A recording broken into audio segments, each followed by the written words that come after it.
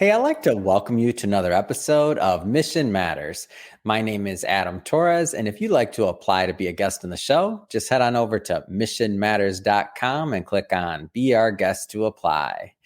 All right, so today I have Justin Futrell on the line, and he's a benefits advisor at TrueNorth Companies. Justin, welcome to the show. Thank you, Adam. I'm excited to be here.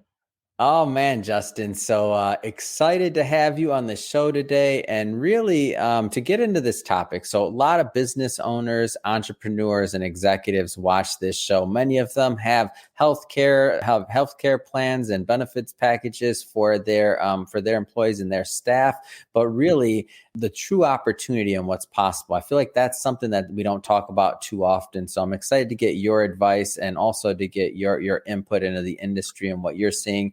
But before we do that, we'll start this episode the way that we start them all with our Mission Matters Minute. So Justin, we at Mission Matters, we amplify stories for entrepreneurs, executives, and experts. That's our mission. Justin, what mission matters to you? I'm glad you asked, Adam. The mission that matters to me is being on a quest to impact millions of lives, personally through clean water initiatives and professionally as a benefits advisor, and working with leadership teams to help them elevate their ability to improve their investment in their people. It's awesome. Love bringing mission-based individuals on the line to share why they do what they do, like what excites them, what motivates them, how are they making a difference in the marketplace. So awesome to have you on. And I do want to get into some of these clean water initiatives and really talk about how you're doing that, specifically in Tanzania. I mean, I got lots to talk about on that one. But before we do, I want to know, how did you get on this kind of mission-based path, like in terms of helping people in healthcare and otherwise? Like, where did this start for you? I must give credit to the CEO of TrueNorth, Jason Smith. And he helped me really recalibrate a little more each year as I've done these water projects to how personally and professionally these things are interconnected. And we think about purpose. We have a purpose. And purpose drives profits. And at the same time, profits drive purpose and the impact we're able to make. And interconnecting these two passions of mine, I just have so much energy. Let's just leave it at that for now. It's awesome. Love the energy. So let's dive before we get into the benefit sides of things, because I do want to give some, tangible tools and some education of the audience, specifically about benefits and what can help them and their companies, of course. But I cannot neglect the clean water initiatives in Tanzania that you're working on. And I saw the YouTube video. We'll put a link to that video. So everybody watching this, don't worry, we'll put a link to that video in the final show notes so you can just click on it and check out the video. But 75,000 pull-ups, am I off? Like, tell me some more. You nailed it. Did that catch your attention? Man, that's a lot of pull-ups. I saw the video and I saw one person's hands, and then I saw even the people, like the guy who was the guy on the tree? Come on, there's all kinds of good ones. Yeah, it was so awesome, Adam. We had 1,300 people. Wow. Everyone from individuals to teachers who took the initiative in their gym class, in their Spanish class, to say, hey, let's actually take a little bit of our class time today to think about people across the world. And let's raise awareness for clean water so that we can do our part in helping those kids in another part of the world. And I think that is so cool, because it started out with just me, Adam. I tried to do 1,000 pull-ups in one day. And now we have over 1,000 people doing 75,000 pull-ups to raise awareness and money for clean water. So hold on, this started with just you. Tell me a little bit more about that backstory. You just decide one day, I'm going to do this. I'm going to do 1,000 pull-ups. I'm going to, donate. Like, tell me more of this. Okay, I'm thinking I don't want to go too far into the details to get us off track, but the fact of the matter is I was in a long distance relationship, and my partner said, hey, I know we're long distance right now, but I'm actually thinking about going even further to Thailand, because I feel this calling to get involved with the grassroots organization. And so that desire, that calling actually challenged me to reflect oh, okay, what am I passionate about? Yeah. And that's actually what started this. I had a lot more time on my hands, so I could train to do pull-ups. And I thought, well, I got to do something to catch people's attention because Mm, there's so many great fundraisers out there in the world. So how yeah. do we catch people's attention? And crazy high pull-up numbers has worked over the last 4 years.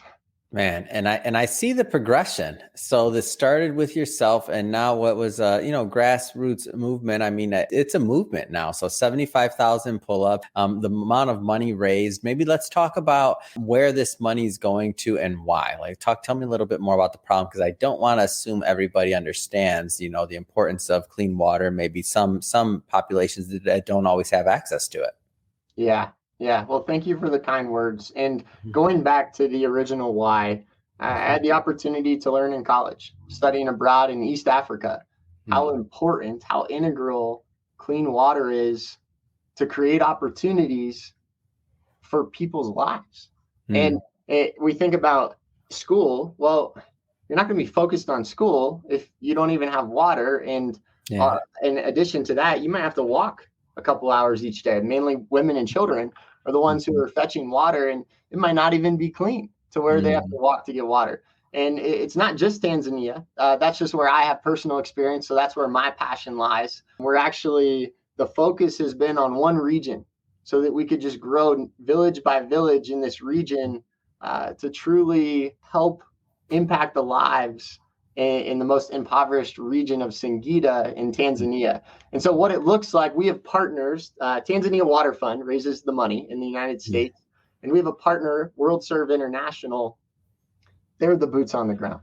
They're the incredible partner that is creating 16-month long community development plans so that it's not just like, hey, here's water. It's, hey, here's the skin in the game that we need you to do, and here's what we're going to have in return.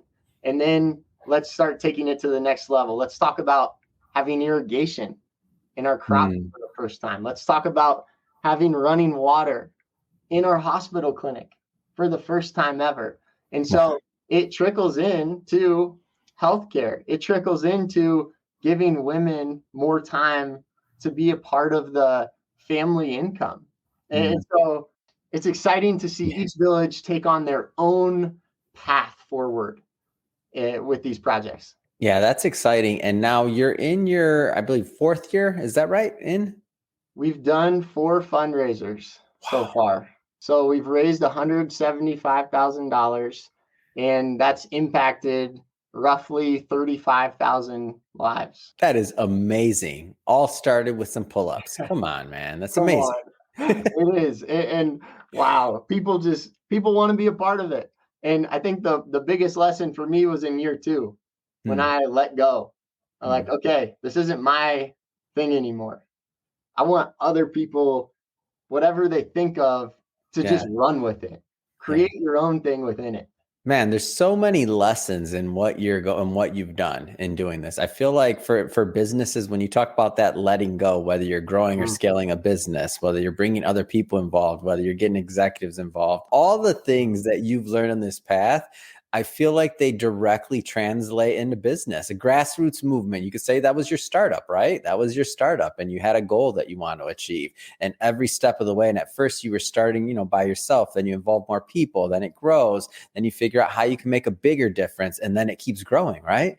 Wow. Adam, I have never thought about it like that. And that's so true. Yeah, especially that letting go part. Like when a company or when a grassroots movement or a nonprofit, I mean, these are all just terms we use, but an idea, it's all centered in an idea, whatever that idea is.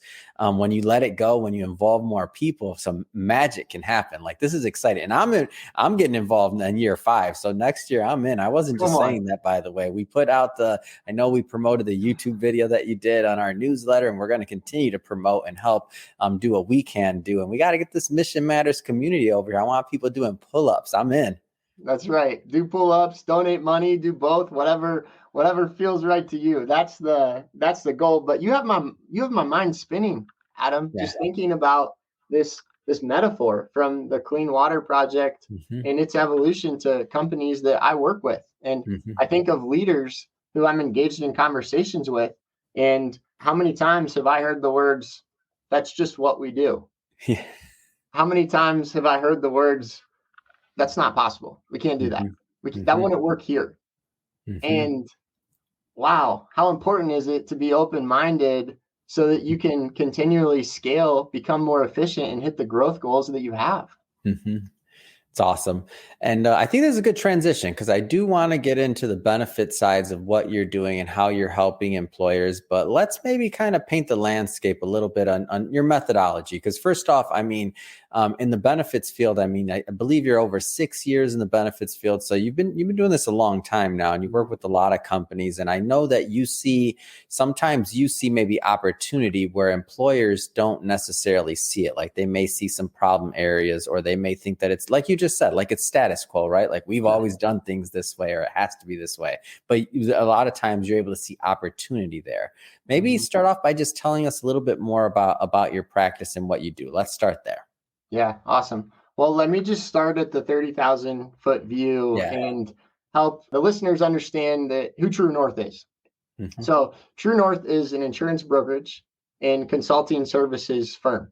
We're headquartered in Cedar Rapids, Iowa. We've got about 500 employees strategically located around the country. Mm-hmm. And our vision is to create a legacy company with an entrepreneurial platform that attracts, develops, and coordinates high-performing talent and opportunities. And I like to share that because in the last 12 months, we've had so much growth. People who want to be a part of an entrepreneurial platform that's truly making a difference in people's lives. And I think something we'll get into later, Adam, is the workforce right now. And employees want to be seen, they want to be heard, and they want to work for a company who shares similar values. Yeah. And so our mission at TrueNorth, I had to provide this on the Mission Matters podcast, Adam. You better. Don't hold out. Our mission is to protect and maximize companies and people with their assets, resources, and opportunities. So if we break that down, you think about insurance, and you buy insurance to protect yourself.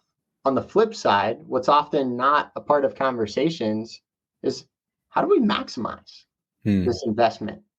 Because healthcare benefits, that's what it is. It's an investment in your people. So how do we maximize those dollars? And opportunities is my favorite, as you can imagine. And now bringing it a layer down, we think about the U.S. healthcare system. And in 2021, you can appreciate there's a little bit of lag, but it's estimated that we're going to top $4 trillion in healthcare spend. That's the Centers for Medicare and Medicaid Services that's projecting that. And take it another layer down, and the Institute of Medicine did this monster research project in 2019. And they identified, Adam, that 20 to 25% of an entire spend, so a huge chunk of spend, is wasteful spend in the U.S. healthcare system. That's significant. So it's significant, and it's mind-blowing, right? So now take it another layer down, applicable to an actual company. Let's say Mission Matters has 500 employees, right? Once you throw in kids and spouses to health plans, you're looking at healthcare and benefits that's going to cost roughly $5 million, a $5 million investment every single year. And if I'm the leader of a 500 employee company, or someone on the leadership team, I think, wow, if there's 20 to 25% of this $5 million that I could maximize and save on, well, that's a significant opportunity. And here's where my passion comes in, Adam, with the workforce and the people and the struggle to attract and retain good people. Let's finance investing in our people with getting more control of healthcare costs. Let's just capture this easy win and better maximize our dollars in investing so that we can have productive and engaged people who want to work for us. Yeah. Well, when you say it like that, it sounds like pretty common sense, right? Right. And so I think that's part of the problem. man, I'm trying to think who said it, but they said so many people, CFOs, HR directors, VPs of HR, they put healthcare in this black box. Mm-hmm. And they say that's just the way it is. That's what we have to do.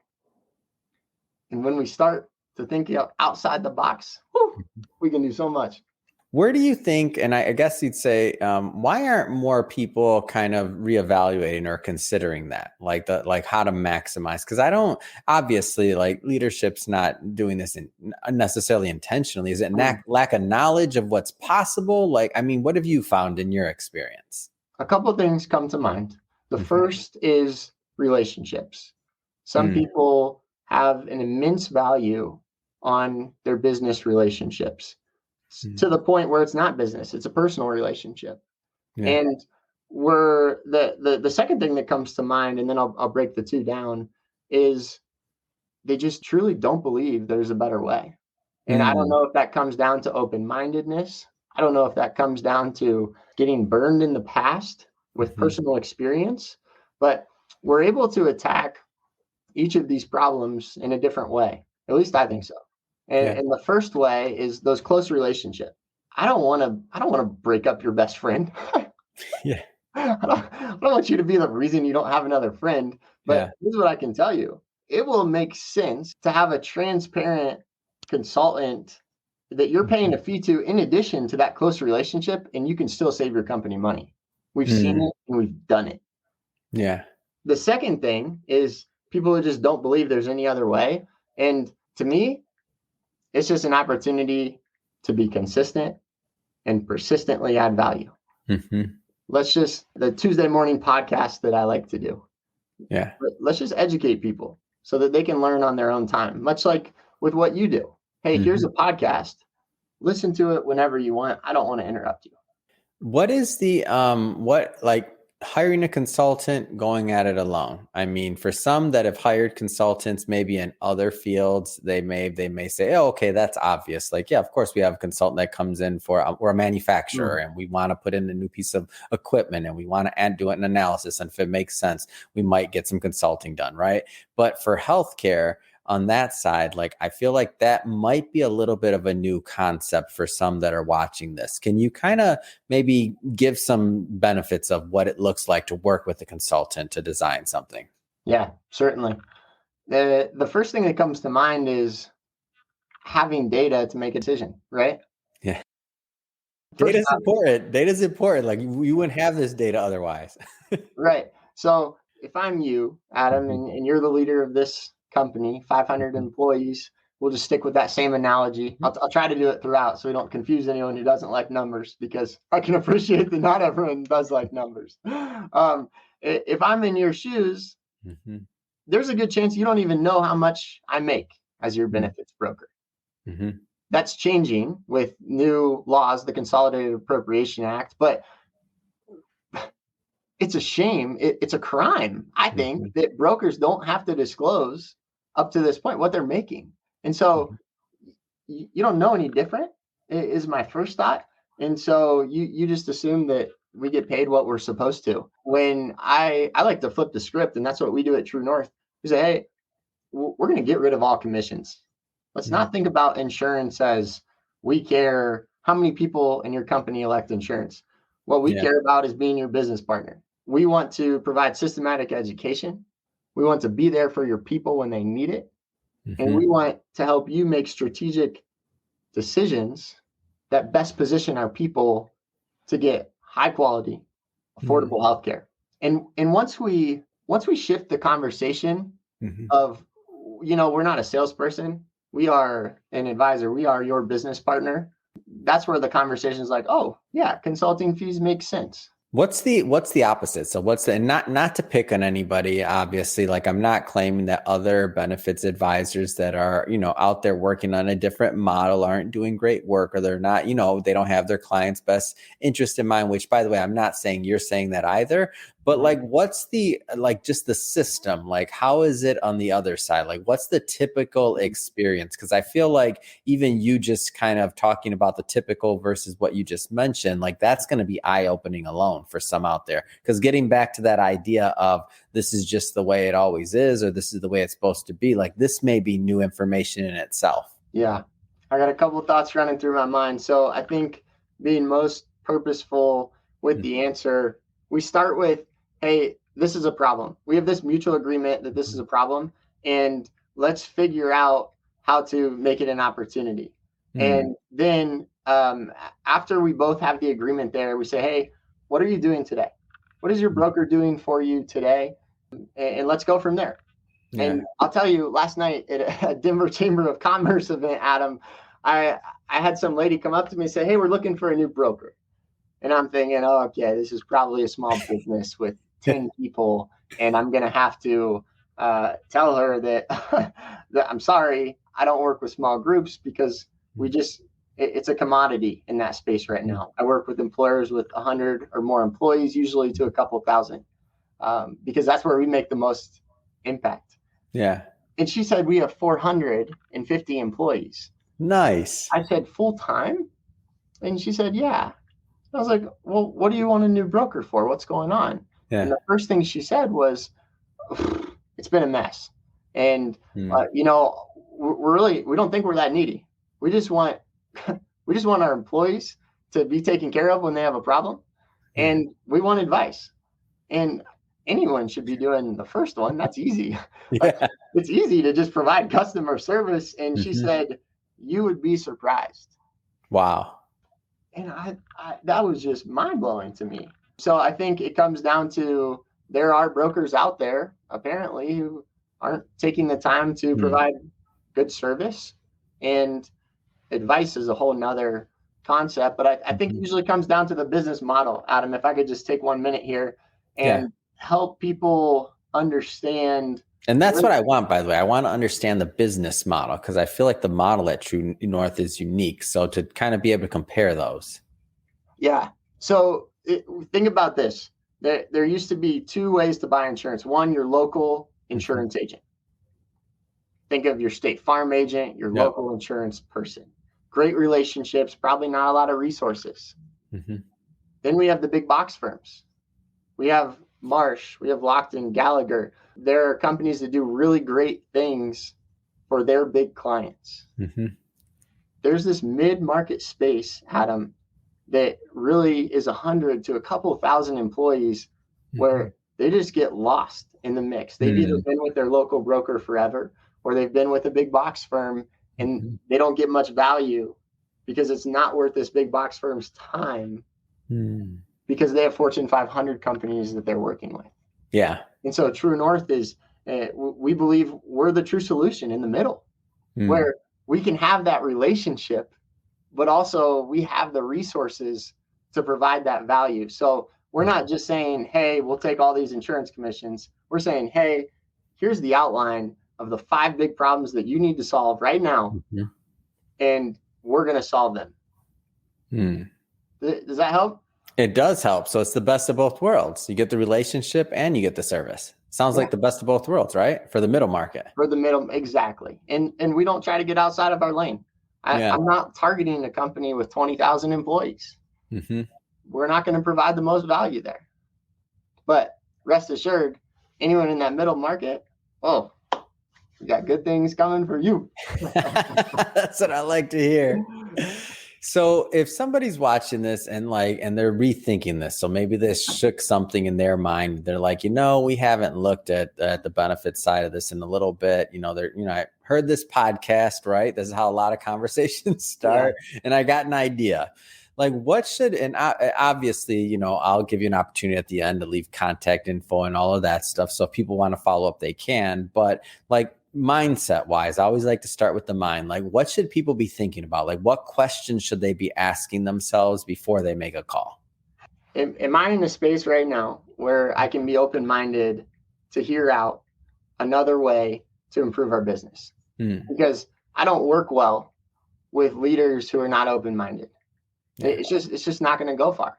And that's okay. I don't want to work with everyone. I want to work with with growth-minded leaders who care about their people. And so if those two questions are yes, I'm open-minded, and yes, I care about my people, and probably a third, I'm tired of healthcare costs. I'm frustrated by them.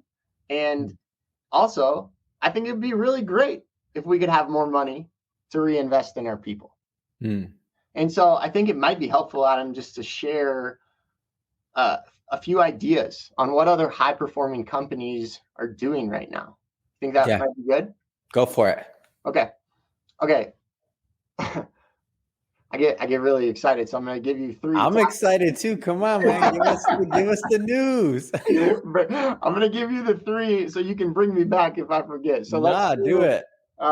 Let's cover, let's make sure we hit health, wealth, and safety. Let's make sure we hit just general surgeries, and then let's hit pharmacy. Got three it. Examples. Okay, so let's start with health, wealth, and safety.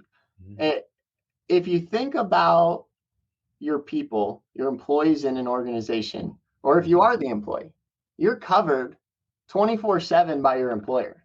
You have your health plan, and during the day you have workers' compensation. And so you're essentially insured 24/7 by your employer. And then you have this third layer, which is your retirement plan.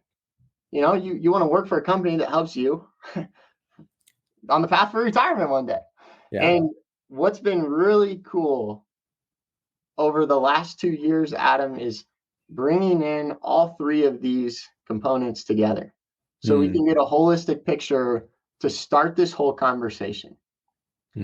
What's going on with healthcare? What's going on in our workers' comp world? What claims are we having? What's a problem? And then what's the retirement readiness for our people?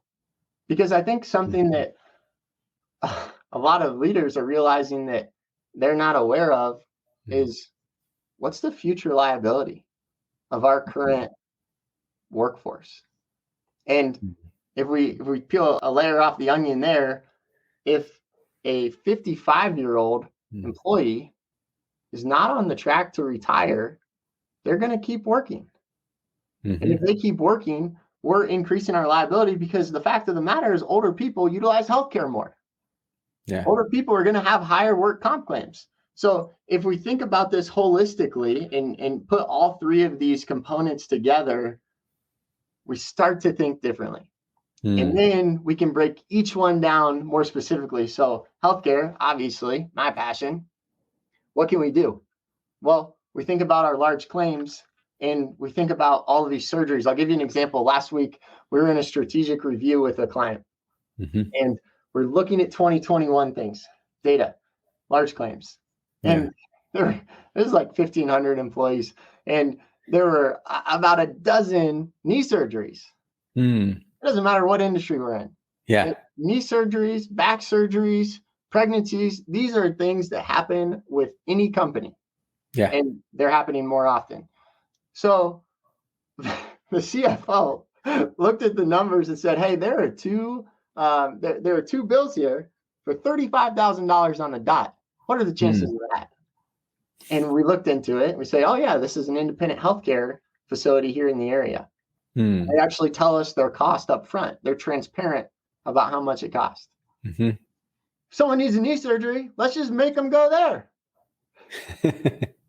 As you can imagine, the HR person in the team said, absolutely not. Do you know how much I would have to deal with if we made people go somewhere specific to get a surgery?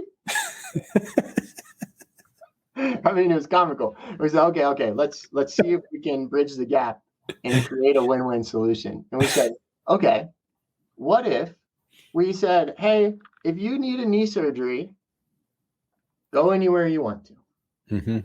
But if you choose to go to this independent, high quality, but also affordable place of care, we will pay for that knee surgery in its entirety. You won't have to pay a dime.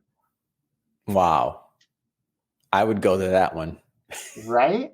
In the least, you would check the reviews. You would you would try to get an appointment with that doctor so you could learn more, because that's $5,000 easily that you would be paying.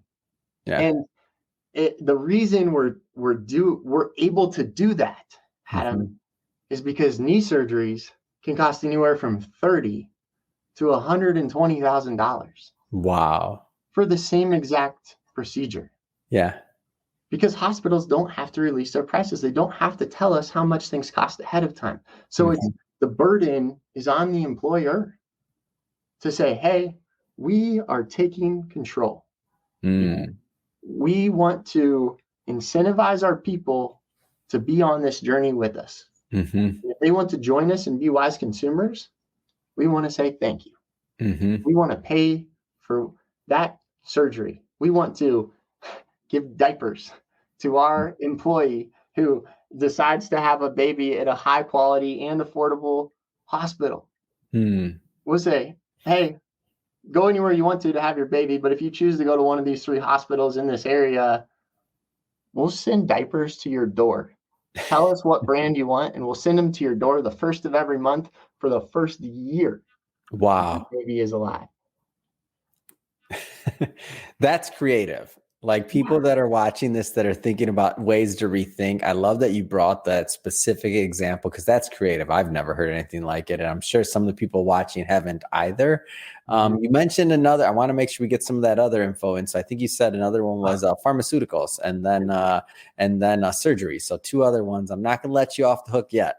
Yeah. So, well, the surgeries, that's a really good example with those knee surgeries. And I must give credit to Adam Rousseau, the CEO of FIA Group out of Boston, Massachusetts, because I'm so inspired by him. He is on a mission of righteousness to provide high quality and affordable healthcare for everyone. And that diapers idea is actually his idea. Wow. It is something that we don't really think about, but he shared a story with me that really helped shift my mindset, and I want to share it with you. Please. He said, Justin, have you ever been a W-2 employee? Yeah, I have been. Think of the goals that you set and had to talk about with your team leader. Think about the performance reviews that you had with your team leader, probably quarterly. You spent hours just to make sure you got a 5% bonus. Yeah. He said, how much were you making the first year? And I said 45,000. He said, let's round up to 50,000. Yeah. If you're making $50,000 and we pour all of these hours as a company, losing productivity, right, into a $2,500 decision to get a 5% bonus, why are we comfortable letting employees go anywhere they want to and being subject to hospitals that are taking advantage of this lack of transparency in the healthcare system? And now that we think about it like that, we can shift our perspective away from the carrot and the stick approach. And let's do the carrot. Go anywhere you want, but if you choose to go here, we'll give you this. Yeah. Right? And that leads right into pharmacy. I'll give you 2 examples. One, big ticket item, injectable medications. Almost every company with over 100 employees has at least one injectable medication on their large claim list. And we think about so many times we say, oh yeah, this employee has had it, it's a chronic condition, it's just going to keep happening. Well, that might be true, but how do we put a plan of attack around it? In fact, this injectable medication, this person is actually going to a hospital every time to get this. And so we're getting billed these crazy high facilities charges. We said, well, why are they going to the hospital? And they said, well, it's probably just the best place to go. And we said, maybe, or maybe they just went to the emergency room and the first follow-up appointment was scheduled to come back to the hospital. When in fact, we can hire a registered nurse to come to that person's home. And they can be in the comfort of their own living room watching a TV show on Netflix. And it won't cost them $1 more. In fact, it will save the company. Wow. Probably they can get it down to a third of the cost. Is the most recent one that I've looked at. $540,000 to $180,000 for one single annual cost. Wow. And we're increasing a person's quality of life and also getting control of costs that allows us to distribute money back into our employees instead of just paying hospitals and insurance companies and pharmaceutical companies more money. Yeah. It's a great example. It's a great example of what's possible. So we got everything from, I mean, and it makes sense. And it's a win-win scenario, in my opinion. Like the employer's winning, obviously, but in this case, the employee is winning as well, because who wants to go to hospital when you can have it done maybe at your home in your example? That's a good point. We haven't had anyone say no when they've been given that opportunity. Yeah, for sure. At the micro level, if we think of just small ongoing prescriptions, those add up too. And so how do we, 6 years ago when I first got into this, it was, hey, let's carve out Walgreens or CVS Pharmacy because they cost the most. Well, again, come back to the HR director. They have to deal with it. Yeah. And so how do we create a better situation? Well, maybe let's just steer people with $0 generic drugs. Hey, go wherever you want to fill your prescriptions. But if you choose to go to Walmart, your local Kroger brand, Costco, it's actually going to be a $0 copay. So where do you think they're going to go? Yeah, exactly. And now they're not mad at the HR director. Yeah. They're mad at the pharmacy company. They say, how can this exact same drug be this much of a difference of cost? So it's all about, Adam, is all about better positioning companies to better position their employees. That's great. It's great. It's well said. Well, Justin, I mean, you've given us lots to think about, some really tangible things that employers out there that are considering their benefits packages, and just maybe they've never even had a conversation like this with their current advisor, whomever they're working with. So I think you provided a lot of value today. So I just have to ask, what's next? I mean, what's next for you? What's next for TrueNorth? What's next? Lots of ideas, but let's focus on what's happening right now in the what's next arena. And that is leadership teams, everyone I'm talking with. It doesn't matter if it's the owner of a company, the CFO, someone in HR, they're worried about their people. In fact, I wrote down a statistic this morning that I read. The Bureau of Labor Statistics said in 2021, 57% turnover in the workforce. Wow. 1 out of every 2 people, there's turnover. That's insane. And so there is a problem right now that leadership teams are facing. That is, how do we attract and keep good people? And a lot of things come to mind. The big thing, as we've been reiterating, is, hey, let's get more control over health plan so that we can reinvest that money back into our people. But let's take it a step further. And 4 years ago, Adam, I was asked to give a keynote presentation on 5 languages of appreciation in the workplace. Yeah. They said, Justin, I've seen you speak before, and I don't know if you've read this book, but we'd love to have you do this workshop. I said, well, I haven't read the book, so I need a copy of the book, but then I'll be open to it. And I did that. And have you heard of the 5 love languages? Yeah, I've heard. Yeah. So you got your physical touch, your quality time, words of affirmation, gifts, and acts of service. Those 5 love languages transfer to languages of appreciation in the workplace. And so now what started is just giving that presentation once. I'm now getting paid to give my clients this workshop. Yeah. To the team leaders to say, hey, let's maybe pause and rethink this. If we see that employees are overworked and we want to do something to say thank you, and we give them a $50 gift card to a local restaurant, they're going to be happy. There's no doubt about it. For sure. But is there a way we can increase that appreciation that they're receiving? What if that $50 gift card is not as meaningful as the company leader thinks it is, and actually just taking 20 minutes to get a coffee with the team leader would mean this much more to that person? Yeah. And then the first thing I always get at them is, how do we know? Yeah. Ask them. Yeah.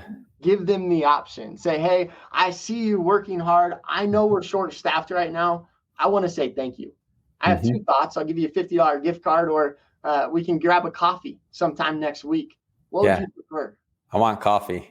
I'm in. That was some of my best interactions. I remember it very clearly. His name was Doug Wilson, and he was one of my managers. And every once in a while, maybe he saw I needed it or didn't need it, or who knows, but we're like, Adam, let's go get a coffee.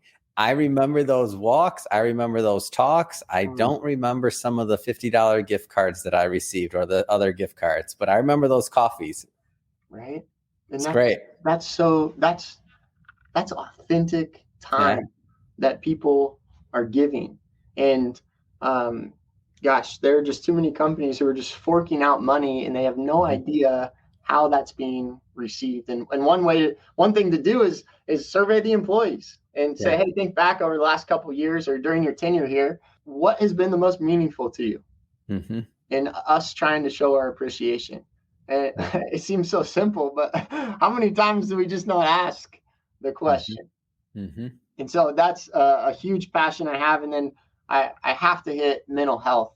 I would say that the increased focus on mental health has been one of the biggest silver linings of this pandemic. People are starting to be more attuned to their mind, to their body, and care about themselves. And how that matters for team leaders, Adam, is they have more responsibility. Employees want to be seen. Employees want to be heard. If you're my team leader, Adam, and you see me struggling 5 years ago, you might have said, Justin, looks like you're not doing so well. Here's the phone number to call our EAP, Employee Assistance Program. I don't want that. I want you to see me. And so now team leaders are saying, hey, Justin, I see you're struggling. Can I just listen to you? Do you want to talk about something, or is there something I can do? And I was just interviewing Dr. Jacob Christensen last week for a Tuesday morning episode, and he's the founder of Covenant Family Solutions, focused on mental health resources for employers. And he said, Justin, there's this idea that's coming on of first aid mental health. I think back to when I was a lifeguard, and I knew CPR and first aid. It was my responsibility to figure out the problem, solve what I could, and then get the next person in that needed to. That might be calling 911 or whatever. And so it's the team leader's responsibility to bridge the gap. They might still end up giving that resource that the company has, but first they're saying, I hear you, I see you, and most importantly, I care about you. It's great. So Justin, I just have to say again, awesome having you on the show today. If somebody's watching this and they want to learn more about, of course, TrueNorth, Tanzania water projects that you're working on, and of course, to listen to your show, what's the best way for people to connect and to follow overall? Are we going to drop my contact information? We're going to put it all in the show notes, but I want you to give it all to verbally, because some people will be listening to this on their podcast or on other networks. So I want to make sure that you just drop it now so people can write it down as well. Okay. Let's go with my email, right? Futrell, Futrell at TrueNorthCompanies.com. If that's too hard to find, then just find me on LinkedIn, Justin Futrell, Futrell. If you're interested about the Tanzania water projects, you can go to TanzaniaWaterFund.net, TanzaniaWaterFund.net. And the LinkedIn is where I post the Tuesday morning podcasts. Working on Spotify, that's in the works for the What's Next also, and Apple Podcasts, but we're not there yet. So just follow me on LinkedIn. And I would just like to share, Adam, that when it's hard for me to say this, I just want to say that first, because I don't like giving credit to myself, but I want to say that I was humbly recognized and own that. I was humbly recognized as the face of change in the benefits industry in 2021, in the fall of 2021, by a national editorial. And I point that out because when you work with me, when you work with TrueNorth, you're not just elevating your ability to improve your investment in your people. Mm-hmm. We're helping people across the globe also with the water projects. Yeah. Absolutely. And I think it's powerful what you're doing. I love the way that you tie in your passion and to helping people around the world into also your profession and helping people locally. So I think you're just creating a lot of win-win situations and scenarios, and excited to see you continue to help more and more employers through TrueNorth, and of course more and more individuals in Tanzania as well through the water projects and the podcast information. I'm excited to see that show continue to grow because you got a lot of energy, a lot of talent, and I know that show's going to continue to prosper and take off. And we'll put to the audience, we'll put all of that information in the show notes so that you can just click on it and head right on over and connect with Justin. And if this is your first time with Mission Matters, just so you know, we're a platform that's all about really amplifying the stories for mission-based individuals that have something to share. They have something they're working on that they're passionate about, that wakes them up in the morning and causes them to go out there to make a difference in the marketplace and in the world. If that's the kind of content you're into, well, we definitely invite you to hit that subscribe button, because we have many more mission-based individuals on the line, and we don't want you to miss a thing. And Justin, really, it's been a pleasure having you on the show. Thanks again for coming on. Yeah, thank you. And I just have one last question. How many pull-ups can I count on you for in November 2022?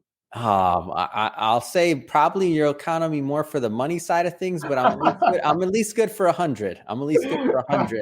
And I got it, and I have 24 hours to do it, right? So I'm going to say 100. Absolutely. And the cool thing about it is pull-ups are hard. So bands, partners, it's a team effort. I'm in. Yeah, I'm in. All right.